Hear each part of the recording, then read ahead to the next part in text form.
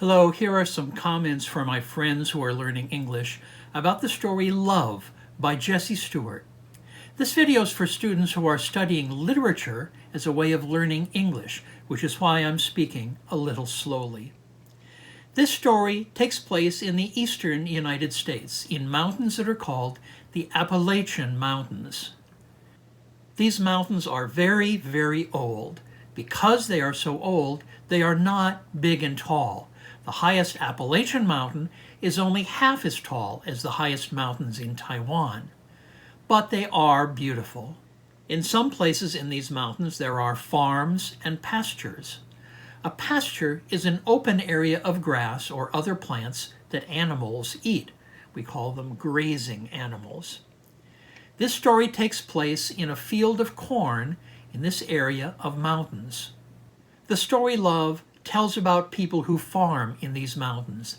They are often poor, and all they know is farming.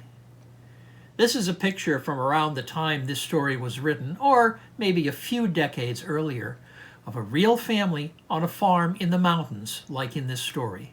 The father in the story probably left school when he was young to work on the farm. The son who's telling the story probably went to school much longer than his father. The two people in the story find a snake in the field.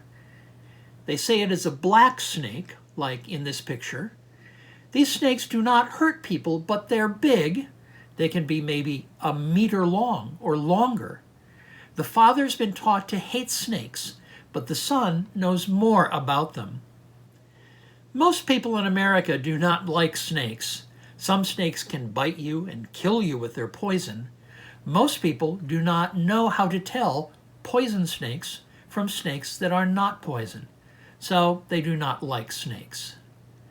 There is also a snake in the earliest story of the Christian religion. The story in the Bible tells that the first man and the first woman lived in a beautiful garden.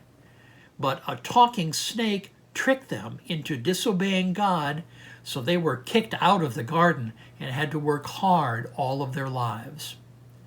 Many Christians say that this snake was really the devil, and they think that all snakes may be connected to evil.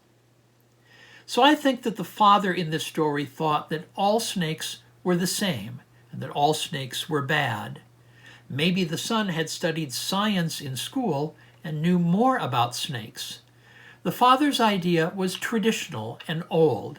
The son's idea was new, based on what he had learned from science.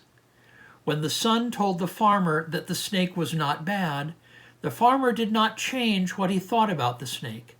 But when the farmer saw for himself that the snake cared for its dead mate, the farmer felt bad and changed his mind about snakes, at least just a little.